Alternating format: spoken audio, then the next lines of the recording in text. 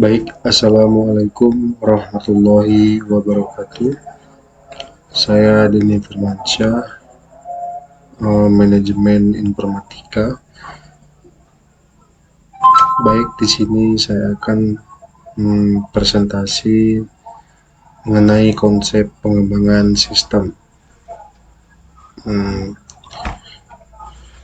Pendahuluan, sebagai upaya untuk memenangkan persaingan atau mempertahankan keberlangsungan organisasi, sistem informasi perlu dikembangkan atau disempurnakan mengikuti perkembangan teknologi yang terus melaju dengan cepat. Namun demikian, keputusan untuk mengembangkan sistem tidak serta-merta memberikan jaminan keberhasilan. Sebaliknya, dapat menemui kegagalan sehingga perlu dipertimbangkan dengan matang sebelum proses pengembangan sistem dilakukan. Dalam mengembangkan sistem informasi, manajemen organisasi perlu memperhatikan berbagai faktor, seperti kebutuhan yang harus dipenuhi, tujuan yang harus dicapai, keberadaan sumber daya dalam organisasi, serta metodologi yang tersedia. Baik, di sini terdapat materi yang akan saya jelaskan. Yang pertama, pengertian pengembangan sistem. Setelah itu, kita membahas alasan-alasan yang menyebabkan perlunya pengembangan sistem. Kemudian yang terakhir, prinsip-prinsip dalam pengembangan sistem dan faktor-faktor yang menyebabkan kegagalan mencapai tujuan dalam pengembangan sistem. Baik, untuk yang pertama saya akan menjelaskan tentang pengertian pengembangan sistem. Di sini terdapat konsep dasar dalam pengembangan sistem. Poin A, pengertian pengembangan sistem. Pengembangan sistem informasi sering hanya disebut dengan istilah pengembangan sistem atau sistem development. Terdapat beberapa definisi mengenai pengembangan sistem, di antaranya adalah yang pertama, aktivitas untuk menghasilkan sistem informasi berbasis komputer untuk menyelesaikan permasalahan atau problem, organisasi atau memanfaatkan kesempatan opportunities yang timbul. Yang kedua, kumpulan kegiatan para analis sistem, perancang, dan pengguna yang mengembangkan dan mengimplementasikan sistem informasi. Yang ketiga, tahapan kegiatan yang dilakukan selama masa pengembangan sistem informasi. Dan yang keempat, proses merencanakan, mengembangkan, dan mengimplementasikan sistem informasi dengan menggunakan metode, teknik, dan alat bantu pengembangan tertentu. Baik, selanjutnya, pengembangan sistem development dapat diartikan sebagai suatu kegiatan menyusun suatu sistem yang baru untuk menggantikan sistem yang lama secara keseluruhan atau memperbaiki sistem yang telah ada. Jogianto tahun 2008. Sistem lama dapat berupa sistem-sistem informasi yang masih manual, berupa sistem pencatatan transaksi pada lembaran-lembaran arsip. Sistem lama juga dapat berarti sistem-sistem informasi yang telah menggunakan teknologi komputer, aplikasi sistem database terkomputerisasi, baik yang berupa sistem berbasis desktop maupun sistem basis data terdistribusi. Next. B. Perlunya pengembangan sistem. Sebuah sistem perlu dikembangkan, diperbaiki atau diganti karena beberapa hal di bawah. Yang pertama, terdapat permasalahan yang timbul pada sistem yang lama. Permasalahan timbul dapat berupa ketidakberesan. Ketidakberesan dalam sistem yang lama menyebabkan sistem yang lama tidak dapat beroperasi sesuai dengan yang diharapkan. Ketidakberesan ini dapat berupa kecurangan-kecurangan disengaja yang menyebabkan kebenaran dari data menjadi curang terjamin. Yang kedua, kesalahan-kesalahan yang tidak sengaja yang juga dapat menyebabkan kebenaran dari data kurang terjamin. Yang ketiga, tidak efisiennya operasi sistem. Selanjutnya, B. Pertumbuhan dan perubahan organisasi. Pertumbuhan dan perubahan organisasi adalah suatu proses membesar atau meluasnya sebuah organisasi ke arah yang lebih baik. Pertumbuhan dan perubahan organisasi dipengaruhi oleh faktor internal dan faktor eksternal. Faktor internal dapat berupa perubahan kebijakan organisasi, perubahan struktur organisasi, dan volume kegiatan yang bertambah banyak. Faktor eksternal dapat berupa sumber daya alam, kompetisi yang semakin tajam antar organisasi, dan perubahan lingkungan, baik lingkungan fisik maupun lingkungan sosial.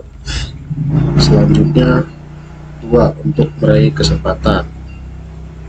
Teknologi informasi berupa perangkat keras komputer, perangkat lunak, dan teknologi komunikasi telah begitu cepat berkembang. Organisasi mulai merasa bahwa teknologi informasi ini perlu digunakan untuk meningkatkan penyediaan informasi sehingga dapat mendukung dalam proses pengambilan keputusan yang akan dilakukan oleh manajemen. Dalam keadaan pasar bersaing, kecepatan informasi atau efisiensi waktu sangat menentukan berhasil atau tidaknya strategi dan rencana-rencana yang telah disusun untuk meraih kesempatan dan keunggulan kompetitif. Bila pesaing dapat memanfaatkan teknologi ini, maka kesempatan-kesempatan akan jatuh ke tangan pesaing. Kesempatan-kesempatan ini dapat berupa peluang-peluang pasar, pelayanan yang meningkat kepada pelanggan, dan lain sebagainya. Selanjutnya, adanya instruksi. Pengembangan sistem yang baru dapat juga terjadi karena adanya instruksi dari luar organisasi.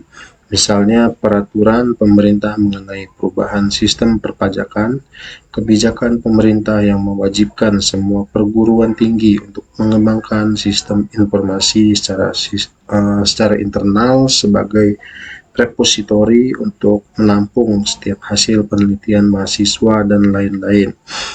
Kemudian yang C, prinsip pengembangan sistem. Dapat kita lihat di sini terdapat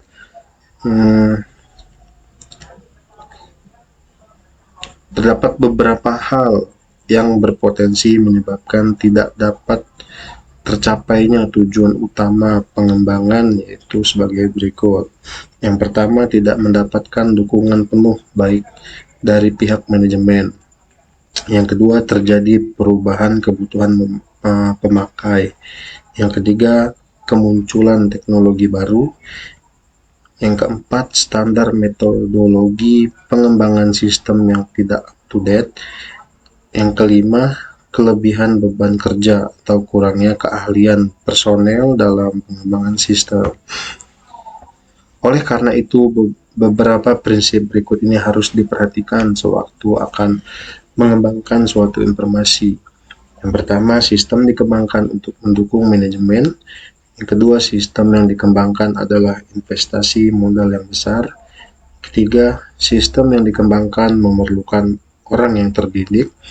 Keempat, terdapat tahapan kerja dan tugas-tugas yang jelas yang harus dilakukan dalam proses pengembangan sistem. Yang kelima, proses pengembangan sistem tidak harus dilakukan secara berurutan.